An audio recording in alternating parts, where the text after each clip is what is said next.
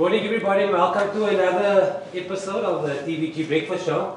Those of you joining for the first time, this is a show we chat to people of Paul and Wellington, doing amazing things, following their dreams, living out their passion. This might be our 15th episode. Normally Judith is here, but she's got stuff to do. And then sorry about last week, we missed out 2 shows, but I just had a few deadlines that I had to commit to on Friday, and I think time wasn't in my favor. But anyway, so we're in December, they call it festive season. Schools are closing this week, teachers are going on holiday. As normal, we have got a very exciting show this morning. Normally we have a guest or somebody in studio, and we do some sport and we have some live music.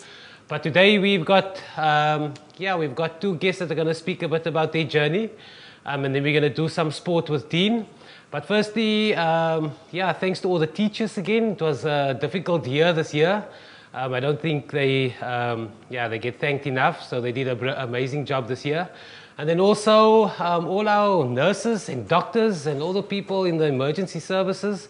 Thanks to you as well, because this year I think it was also, probably the past 2 years was a bit tough on everybody. So I just want to say thank you to you people, to everybody out there. So this morning we've got another exciting show. We've got 3 guests in, so we've got 2 sets. So the one we're going to speak to, Thamir Murat. He doesn't really need any introduction in the Paul community. I wrote down everything he does, but I have to take out the list. But it's a actor, he's a model, and then he's also an entrepreneur. And then I also saw he's touching into the political space as well. I want to touch on that as well in the interview.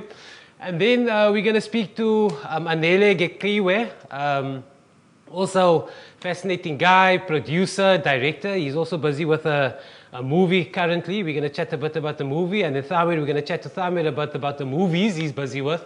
So it looks like a lot of people were sitting down waiting in COVID, but Thamir was busy. And then in sport with Dean, we're going to speak to Walid Murat as well. He's a referee. It'll be interesting to hear a bit about his perspective about Rassie taking on the referees in the rugby world. So maybe, he doesn't probably want to speak about it, but I just touch on some of the conversation. So we're going to move over to Thamir and Anele. We're going to chat a bit about their journeys, and then we're going to move over to sports. So welcome and enjoy the show. That was a mouthful. So, good morning, Thamir, and good morning, Anele. Good morning, Miles. Thamir, your list is long. If you could have picked one thing to do out of that list, what would you do? Full-time? Full-time? Yeah. Look, I always go to my background story when you say the list is long. You know my family in Paul. Yeah. They are very set in their ways. Yeah. And when I started in 1997, all I wanted to do when I matriculated was to go to Stellenbosch, study drama, and pack my bags and run to Hollywood. Okay, that was my plan after school. Yeah. So to answer that question, I always wanted to act. Okay. If I could, I would only act. I love acting. It's something that I always had a passion for and something that I always wanted to do. But my dad, obviously, he was like, look, you're going to be an accountant. Yeah. Miles, can you see me being an accountant? No, not at all. It wasn't going to happen. Yeah. So I ended up going to Marty's. I ended up playing hockey. I was a good hockey player in school. If for those who don't know, it was my first sporting love before rugby. I went to Marty's. I was the only first year in the senior Marty side. Yeah. So I was playing hockey there more than anything else. I wasn't interested in class. I was chilling with the actors, the drama students, and I literally failed every subject in my first year. Yeah. And the rest is history. I had to become an entrepreneur, and I fell into modeling and acting at a young age, and I in any way went into that route. Yeah. So if I could do one thing, I would want to act. I love making movies, whether it's in front of the camera, whether it's behind the camera, and we'll touch on it later, working with projects with people like Anele. I just love everything about filmmaking, and that's my passion. It's what I would do. I always ask my guests, like the one question I always ask them, who would you like to star with in a movie? It must be a female and a male. Who are those 2 people? Look, Johnny Depp obviously is my cool. ultimate icon. Yeah. You know, the guys, he's been my favorite actor since I was a kid. Okay, cool. I always say that I'm trying what's the right word? Just take a bit from him as an actor. He doesn't take himself too seriously. That's what I like. And that's my motto in life as well. I'm just having a laugh most of the times. I don't want to take myself too seriously. And female actress? And female actress, I would say, look, there's female actors, there was a few. Yeah. I would say You know, I actually said it once. The perfect female actress for me is a cross between Olivia Wilde, Okay, cool. Yeah. Anne Hathaway, Yes. Okay, cool. Piper Perabo, Okay, no, no. from what's a movie called back in the days? The bar movie. What's it called? Oh, the dancing thing. Dancing Coyote thing. Ugly. Coyote Ugly. Yeah. Piper Perabo, and then like I said, Anne Hathaway, Olivia Wilde, and maybe Kim Basinger. Okay, cool. You know, cross between them. I Jeez, don't know that's if a I big- could get a yeah. mix like that, but yeah. But if I should choose one, I would then say my childhood crush, Sandra Bullock. Okay, cool. Yeah, she's still very good. Anele, dude, born and bred Paul. Yeah, in part in Begweni. Okay, so why do we leave matric and we tell mom and dad I want to be a producer and a director, and how did that go? She always knew I've never played any sport in school, Yeah. so I was like into drama like my entire life. I was Yeah. always interested in writing and acting. So when I went to UCT, I was like, well, I can do film and media and then do a bit of acting there. Yeah.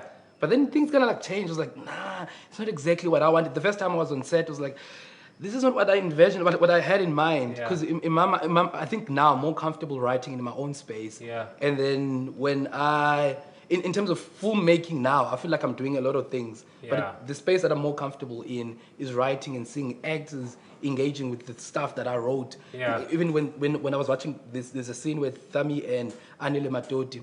So when going back and forth with the scene I was watching, I was like, oh, MG, I wrote this thing. Cool, and it man. actually turns me on, literally. I It was remember like, that. Yeah. And Anele was sitting there and he was watching us like this, and you could see his lips was going.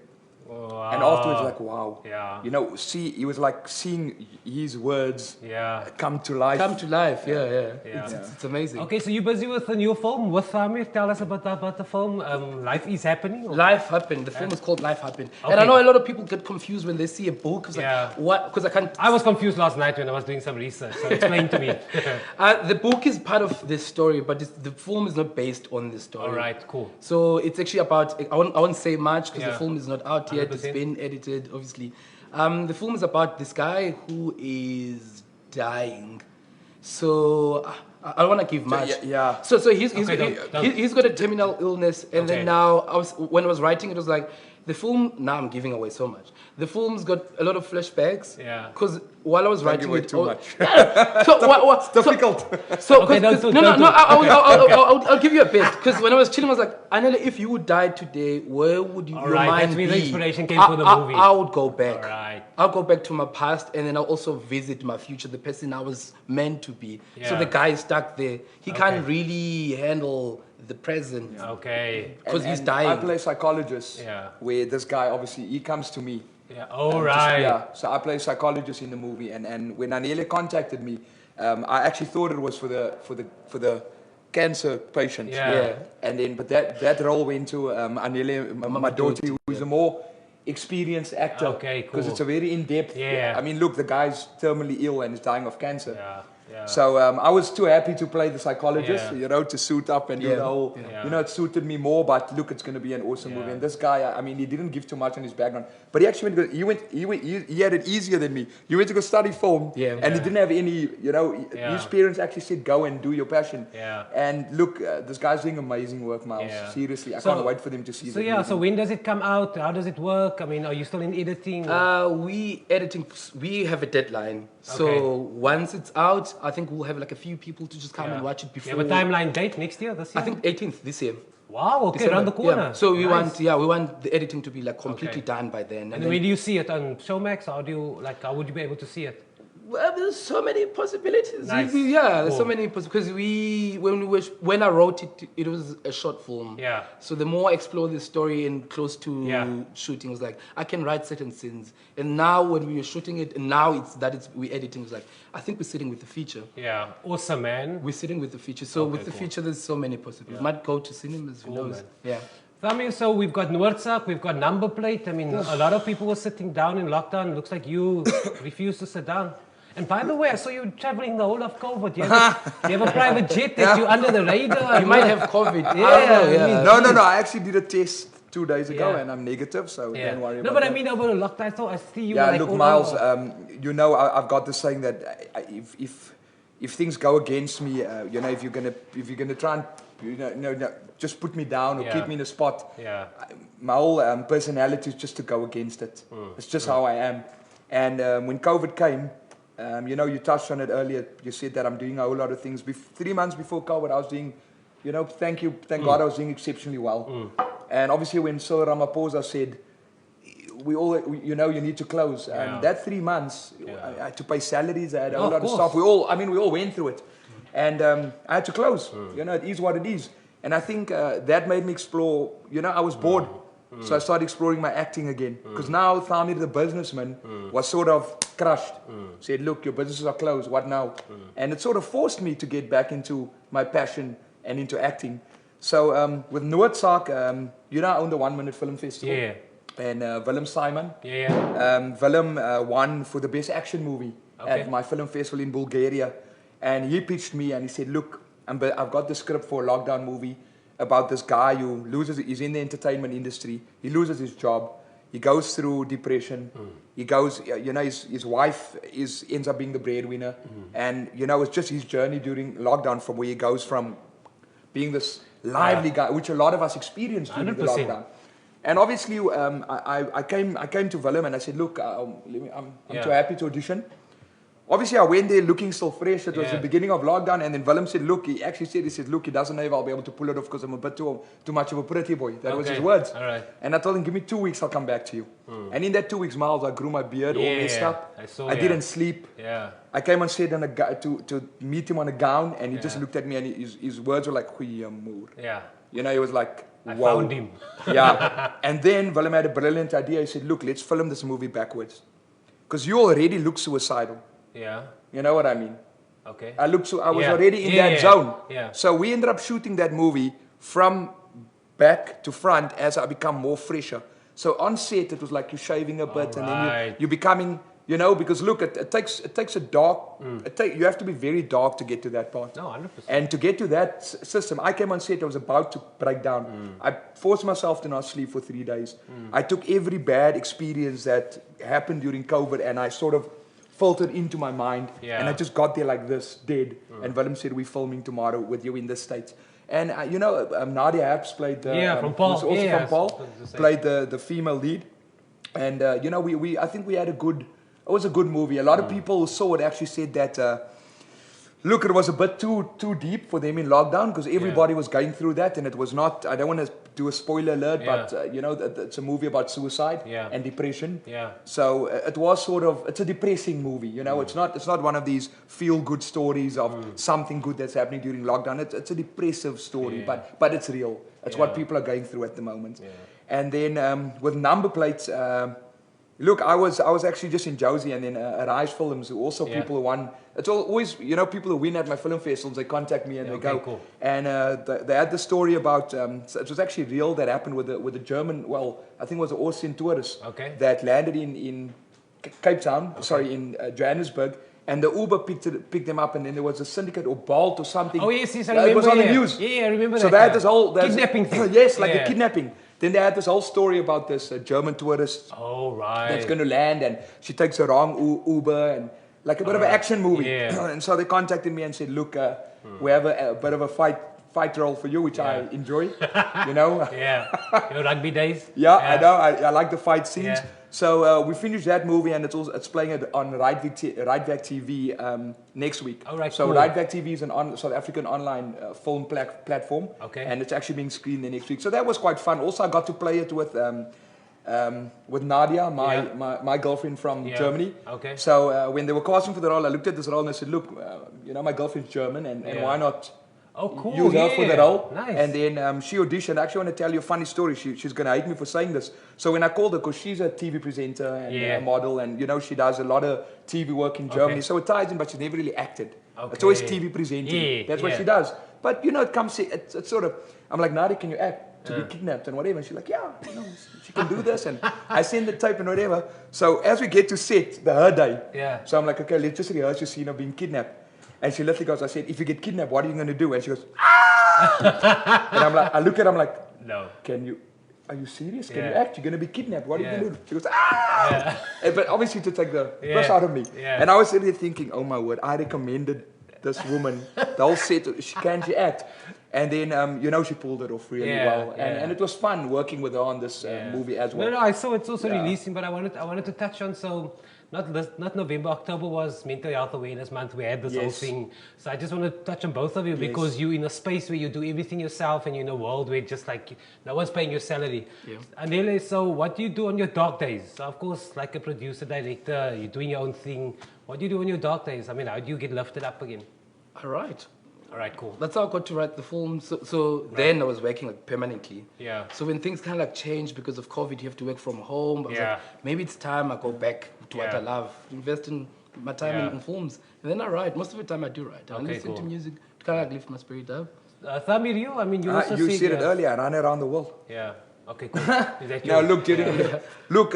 It's like I said earlier. I'm a guy. I can't just get held down. Yeah. And if somebody tells me, you know, you were a bit younger than me when you were in school, but you Yeah. know my mindset. Yeah. I'm a bit of a rebel. Yeah, a So rogue, I always yeah. rogue. I can't. You know, if you tell me wear a mask, I'm not going to wear a Yeah. mask purely because I can't. I don't want to. If you're going to tell me to sit at home and you can't fly, I'm going to find a way to fly. Yeah. And being locked down was the worst thing for someone like me. It's literally, you touched on mental awareness. I went through hell being locked down. Purely because if somebody tells me stay home, Yeah. it's like, no, I can't. During the lockdown, I mean, I even made deals with the cops. I was riding around at night with my Mustang all over Paul on the highways, and they knew already. I told them, look, you got two options. I'm going to take myself out now, or I'm going to drive around. I'm not bothering anyone. I'm asking you permission Yeah. for me to just drive around with my Mustang at night because I can't get locked down. It's just my personality. So I found a way to get out of this country. I hope this doesn't go viral in Turkey, but I faked my docs to get to Yeah. Istanbul. Okay. We were locked down we were stuck here for 6 months, and I've got business in Turkey, but they only wanted citizens to come. All right. I paid to have my docs faked to get out of this country. Jeez. And luckily I could get to Istanbul. Yeah. And while all of you were here, Yeah. and I was enjoying myself there. I mean, Yeah. you know, and then I was running around wherever there was in the lockdown. I was trying to be there Yeah. because I can't sit here and you know, if we're gonna get locked down again, I'm gone. It's just Yeah. my personality. Yeah. So that sort of kept me sane. Okay, If cool. I couldn't go, Yeah. I promise you, there were times where you know we all No, of course, that's we're all yeah. watching as well. We know Yeah. what lockdown did to us. We 100%. don't have to be shy about that. 100%. Everybody went through depressive thoughts, Yeah. substance abuses, Yeah. people lost their jobs, domestic abuse. It's still happening, Miles. And you know you have to do what makes you sane. You know, for your family. And if that makes me sane, you know, I'm not gonna listen. No, I'm gonna 100%. break the law for my sanity. Yeah. It's just my personality. Yeah. And No, I agree. I mean, we had a fascinating October month about just every week we had conversation about mental health, and it also made me also more conscientious Yes. about it, which is especially now with lockdown. Thamir, so 1 Minute Festival, I saw you had things all over the world. Tell me a Yeah. bit about it. Look, I just want to go back Yeah. on what you just said quickly. You know, I'm a sales trainer as well, Yeah. and I'm a speaker. And before lockdown, you know, I did conferences. Yeah, everywhere. 100%. So I've got a big following with people that actually look to me for inspiration and look to me for advice. And what you're just saying about the mental health, you know, there were certain mornings I wake up and I have up to 10 messages in my inbox of people reaching out saying, look, I feel inspired by you. What can I do? How can I? People are literally, you know, it's a topic, and especially men. Yeah. With women, they sort of allowed to. Yeah. You know, Yeah. people expect them, yeah, they can. Yeah. But a lot of men, No, 100%. We have to keep it in. yeah, we have to we keep it like in. almost get forced to keep it in. We're not allowed to speak about Yeah. it, you know. Yeah. And also, if you lose your job or you lose your income, as a man, a lot of times you're too scared to even speak about that. 100%. I'm not shy to say that. Look, I lost 70% of my income during COVID. It is what it is. Most people did. Yeah. I'm not going to pretend. Yeah. You know, Yeah. yes, I'm still living well. I can pay whatever I need to pay. But before COVID, I was living Yeah. there. Yeah. And I lost 70% of my income. There's no shame in it. Yeah. And if you are depressive, speak out. Yeah. We're all going through this at the moment. Yeah, I mean, like in October, we had Good Hope Psychological Services, and they are free mental health Yes. clinic at TC Newman, so it's accessible, and that's why we wanted to create awareness a bit about that. Yeah. Tell us about the 1 Minute Festival. Yeah, I saw it was huge. You had one in Turkey as well. Look, Massive. Miles, the sad part is just, look, the whole idea for the 1 Minute Film Festival was it started by taking South African movies to the rest of the world. So the plan was obviously to showcase South African talent in different countries. Yeah. Now, obviously with COVID coming, Yeah. how do you showcase, how do you go all over the world? It made it difficult. But yeah, that said, you know, I started it about 2.5 years ago just to have a laugh. I mean, it Yeah. was again one of my fun projects. I'm going to put together a 1 minute film festival and screen. You know, the first entries was shocking. I remember there was a guy, I don't want to mention names, he entered 10 movies of women twerking on a car. Okay. I mean, like, literally, like, you know, the quality was crap. But People were explain just to me sending- quickly. So it's a 1 minute video, or Yes. like 1 minute long video. Okay, yeah, let me explain it to you. So the concept comes, it started with just anyone can be on the big screen. Yeah. That's our slogan. Okay. Right, anyone can be on the big screen. Cool. So if you make a 1 minute clip, send it to us and we'll put it on the big screen. That's how it started. All right, cool. So we were sitting in a cinema, we put up the red carpet. Look, I did it for fun. Yeah. You know, seeing all these filmmakers laughing my ass off Yeah. at what's there. And then it obviously evolved where now it's really structured. We had about 8 festivals in Istanbul, Sofia in Bulgaria, Burgas, Johannesburg, Cape Town, Durban. Nice, man. You know, we all over. We global. Okay. And now it's categorized. So we have action movies. Okay. We have categories: action, drama, comedy, movie trailers, Yeah. suspense, horror, and we screen 10 best entries under 10 categories at a 1 minute film festival. Cool. So if you're making like Anele makes Life Happen, gives us a 1 minute trailer and we screen under the trailer category. Nice. We have an award ceremony for best trailer, Nice. best action, best drama, best whatever. So it's really it evolved to be a proper festival where you have the red carpet experience for a week. In every city we have workshops for the filmmakers. Yeah. We have different talks, you know what I mean? We have Okay. networking events. So it's sort of really evolved where Cape Town is my flagship one because I live here. Yeah.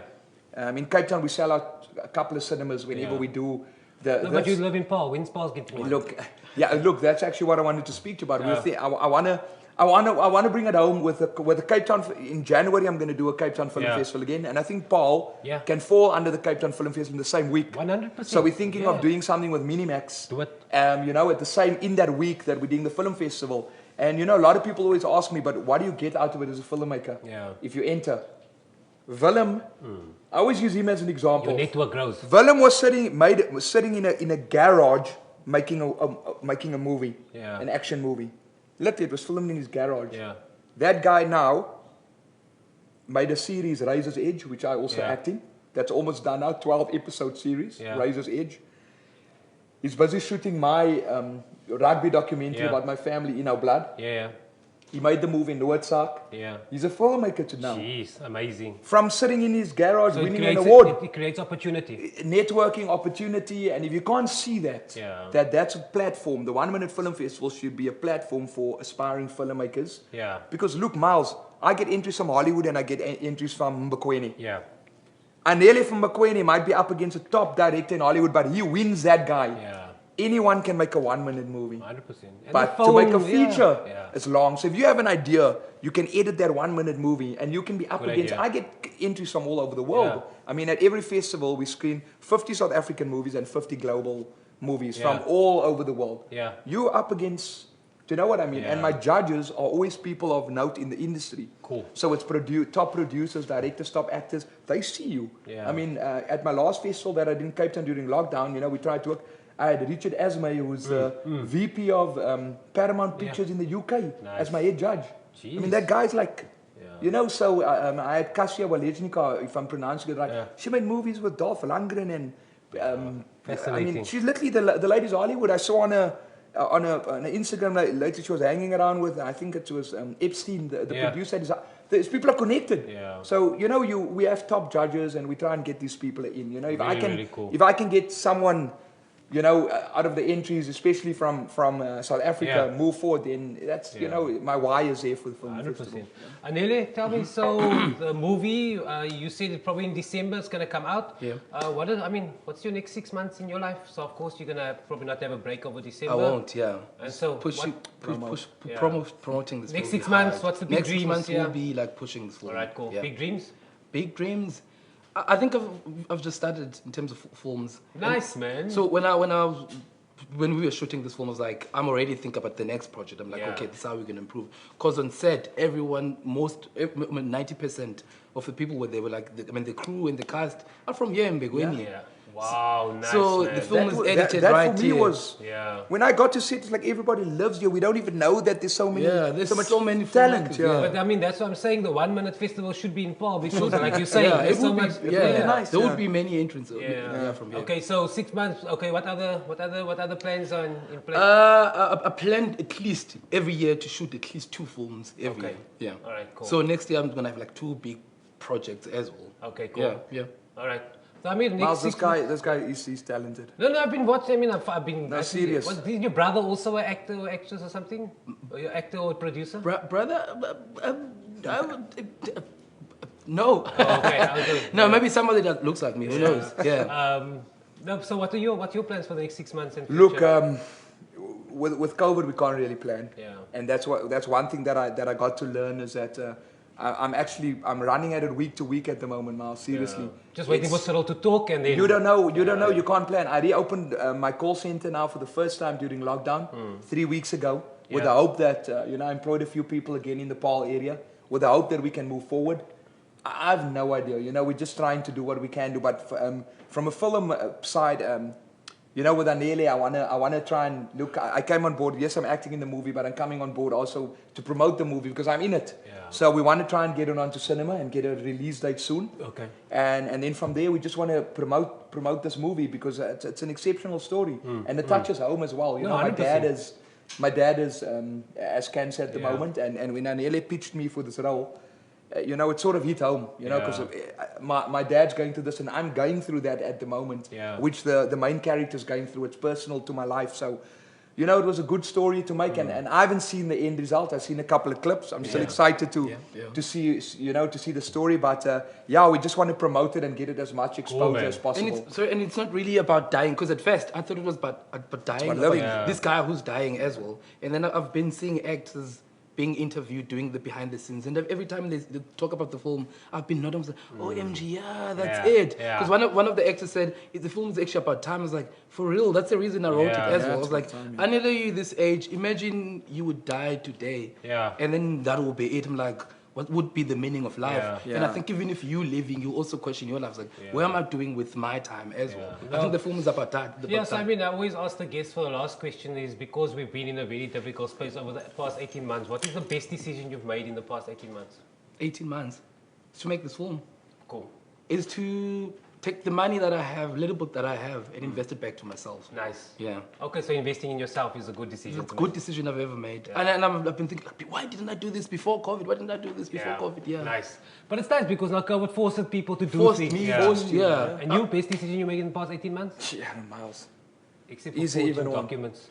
Huh? Except for forging documents. And I wanted to just, come on, it's live. Then, yeah. Look, this look, sort of it's done. It's done. I did it, so it's. No, but I You mean, should, like, you should give me your contacts, man. Look, Miles. Best decision. Honestly, I made a lot of bad decisions during COVID side. Yeah. But we all needed to do the best that No, we can 100%. do. So I think the best decision was, look, it was probably just to get back into acting. I can't think of. I mean, look, I'm exploring my passion again, and I'm loving it, and hopefully, I mean. Hopefully it will just grow and I'll stick to it. I think that for me was a good decision to make. Okay, cool, man. Anele, so nice meeting you, No, dude. nice meeting you. Thanks for finally. joining us, yeah. Thanks for the invite. Thami, thanks. You keep that energy on the Insta Thanks, when man. I watch. It's like, okay, someone's still making it happen. I will try. Don't read too much into it though. I have my own. No. You know the game. I can. There are times that I'm lying there dead depressed, Yeah. but I don't want to show it because look, there's people who look to me with inspiration. Yeah, I wake up certain mornings and I have people write to me, I wake up just to see your next post. Yeah. No, I It's agree crazy. with you. It's Do like they know you post your TBTs? Yeah. These are not your right moments things that are happening. no, obviously they know it's TBTs and everything, but I mean, but you No, sort I of have agree. it's like you have a duty to not go. No, totally. You have to keep it upbeat because there's people that are watching. And I was speaking with a friend like this week about us being tired. I was like, I'm so tired with this film. I wish I did it earlier in the Yeah. year. Now I feel like I'm exhausted. I've kind of gave so much. And he's asking me, how do you cope? I was like, in my case, I go through the emotions. Yeah. Because sometimes we try to get ourselves too Yeah. busy. Or Yeah, whatever. yeah. Just go through the emotions, man. And then you just kind of like feel what you feel. Just go through it. And that's it. No, guys, thanks for joining, Thami. Thanks It's a so much, pleasure. Thanks dude. for having yeah, us. it's Thank you. cool. And really, good luck with the film. It's gonna be a big film in, yeah. in 2022. So there's the Insta page also. Just explain to people where they can follow the Insta page. We have a page, Life Happened Film, Okay. and it's got this book, so you won't get lost. Okay, cool. And Yeah, you'll the see film, it. the film is not adapted in this book. The Yeah. book is a part of the story. Okay, so that's Yeah. the logo, The logo, yeah, Life Okay. Happened, yeah. Okay, cool. Guys, thanks so much. I want you to stick around. We just want to move over to sports. So we're just going to be 10 minutes and Okay, we can cool. chat again afterwards. Sure. Yeah, everybody. So we're just going to move over to Dean Apollos and then we're going to have Walid with the sport. Murat, we're going to speak a bit about his refereeing. Yeah, so over to Dean. Goedemorgen, welkom en ons lekker op terug te wees. Ons het vanmorgen Walid Murat. Ons wil net 'n bietjie sy journey luister oor die referee en wat is Worst thing about being a referee. The worst thing about being a dat soort voel. Ek sal sê fancy kunnen. Especially on the Dal. nee, Before COVID. weet jy dis eintlik wat vir jou maak of breek. So and look, the abuse is bad. There's no excuse for it. We're not talking it right or anything. Yeah. But if you can withstand that, and once you've like broken through that, it just makes anything else a lot easier that you're going to get along the way. So it's almost an essential part, but we never obviously condone the abuse of referees. Was there ever a day where you were scared of your life, like the war you're playing against anyway? Did you feel like running off the field? Look, Miles, I grew up on the Dow, and it doesn't get much worse than Okay, that. cool. So anywhere else in Western Province where you're gonna take me, it's not really gonna be a lot worse than that. So you're not really shaken, but you always have to be aware of what's happening around More you. the players or more the spectators? Oh, both. Ek het dan so 2 jaar as ek reg is, 2 of 3 jaar het ek ook probeer level 1 coaching, refereeing doen is moeilik, is moeilik. Soos die geld in die transport en dat kom uit jou eie sak uit, hoe weet ek het. Yeah, and you're not doing this full time as well anyway. No. Okay, cool. Van sorry toe voor die wat was sy naam, Berry? Nie Craig Berry nie, sy broer dink ek. Nathan Berry, ja, hy was die lecturer gewees en van ons vertel hoe weekie straks en wat toe sê ek, ek het nooit geweet die refereeing weet so nie van jy moet dan jou eie transport moet sy veld toe vat. Hy's 'n bietjie So difficult. there has to be a passion. Ja, het moet 'n passion. 100%. If Okay, you're not doing this for the love of the game, then you might as well not do it, because you're definitely not doing it for the money. Obviously, there's a small compensation, but that's only afterwards, and yeah.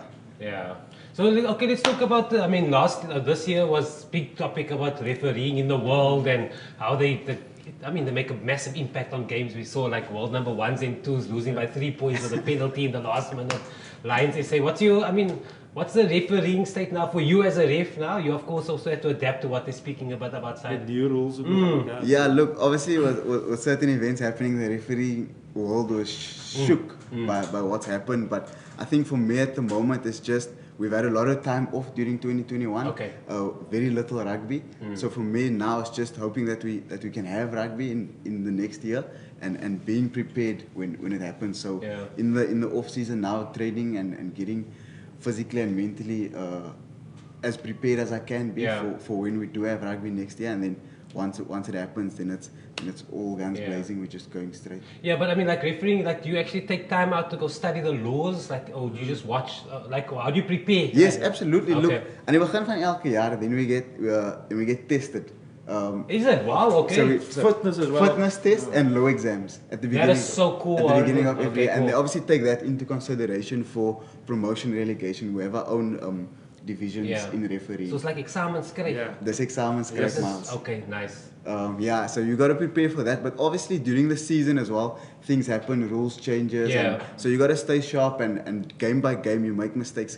Wag, laat ek gou 'n bietjie gaan oplees oor dit. And then that's important as well, just to stay sharp. Otherwise you eventually lose it, and that's not good for the game either. So youngsters, people that want to get involved in refereeing, how do you start? Like where do you start? You contact the Western Province Referee Society, the office. Okay. There's a society affiliated with Western Province Okay, Rugby. cool. So you contact the office, they'll give you the details when there's a course and the logistics of that. All right. And then you can look on the website. Okay. And then just called Okay, the so you don't have to have refereeing experience. You can start afresh. You can start level 1 to how many levels is it until you can go blast Yeah, no. VP? You do the course, the level 1 course. There's 8 divisions. Division 8 is beginners, so they'll start you off in beginners, and then give you a game. The division is linked to an appropriate game. Okay. So they'll, A school game or something. yes, maybe a lower league game, Yeah. just to give you the feel of the game. Obviously not high stakes. Yeah. And then once you in there, and then we'll take it from there. They'll obviously assessments every week. Okay. Well, not every week, but as often as possible. Our assessments department's quite good. Okay. Well, that, so there's a lot of guys coming to assess. Alright, get cool. the feedback. Nice, man. Kijk, Walid, soos hulle gesê het, ek het voorheen ook met 'n ref gepraat. As dit nou so kom by 'n level, soos hulle gesê het, level 8 miskien as 'n entry level by skool rugby. Nou, as jy nou by level 1 nou kom, level 1 of 2. Hoe decide hulle as dit decide volgens seker ons 'n puntestelsel, né? Soos as hoe kan ek sê, soos hy nou sê hulle evalueer vir jou elke game. Ja.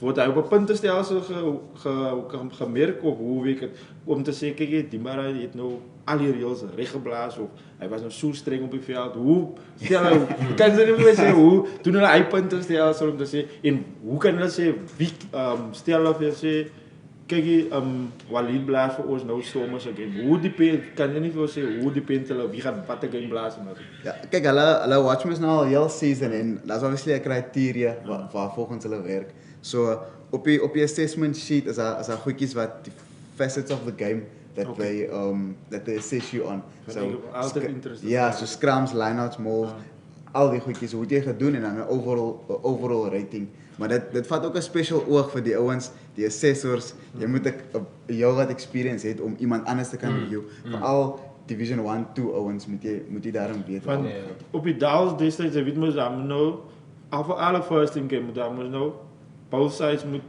touches moet VP refs soos en die ref moet 'n VP ref soos en as hy altyd gewone wie is die vierde barabar daar sit man met die boek nou weet ek Is die assessor ja. Ek het altyd gewone. Yeah. So Walid, what's the big dreams for being a ref? And I mean, I got 2 questions for you. The one question is, which teams would you really want to ref as a big dream, and which 2 teams you don't want to ref as a big dream? That's probably the same thing. Big dreams, obviously you still aspire to grow in the refereeing world, but that's not in my hands, Miles. What is in my hands is the hard work I do, and week after week putting my best foot forward, and then it's up to the powers that be. Obviously, if you're talking about big games, you're talking about internationals and that kind of thing. So there's not bigger than New Zealand. I mean, I can think that a ref blowing a New Zealand South African game probably doesn't sleep the night before, because can you imagine I mean, that must be like every time he has the whistle in his hand, it must be moet ik blazen. No, once you step over the white line, then you gotta block everything out and just focus on what's in front of you. And like I've not had anything on that level, but the big games in my space, you definitely don't sleep the night before. What is your biggest game? There's been a few. I've had the rag just before COVID. My refereeing just took up a bit, and then COVID took a bit of a plateau. So I've had the SK Women's Collegians. Ooh, that's big. That was fully packed. I've had on Bishop's Bosch just earlier this year. Okay. Just before COVID, also it was. It was a Newlands game on. Jeez. And then Varsity Cup, it was Young Guns. Maar Varsity Cup, also Young Guns, Marty's UCT. Right. So there's been a few good ones. Okay, cool. Wel, ek wil vra vir jou, soos jy nou soos al normally baie mense sien dit op die TV nie, maar normally as jy mos kan ek sê die manne langs die veld wat die subs doen. Hoe was hy experience om te sê, alright, ek gaan gou vir te win vir Melensap vir iemand anders. Hoe voel hy? Hoe hy feeling? Kijk, jy kry maar net instruksie van die manager af, so jy operate maar met die team manager. Hy het 'n stek kaartjies wat hy sê wie kom af, wie kom op, hy gee dit vir jou.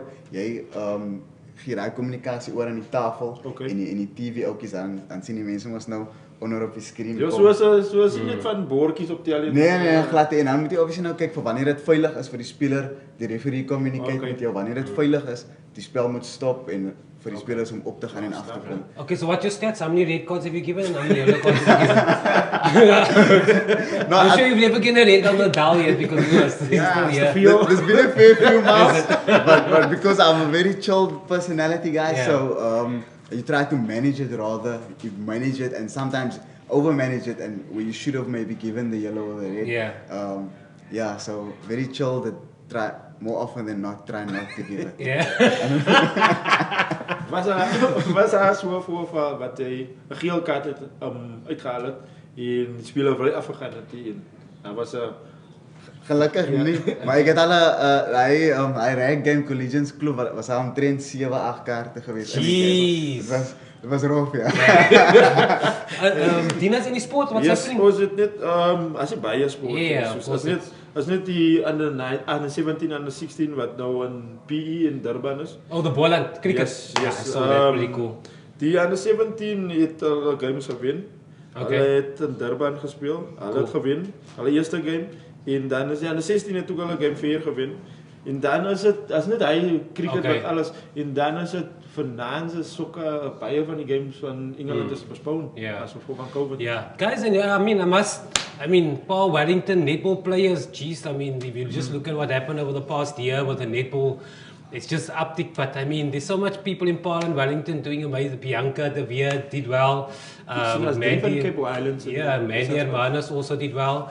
Recently is sure, I forgot her name now. But Shannon Bartlett.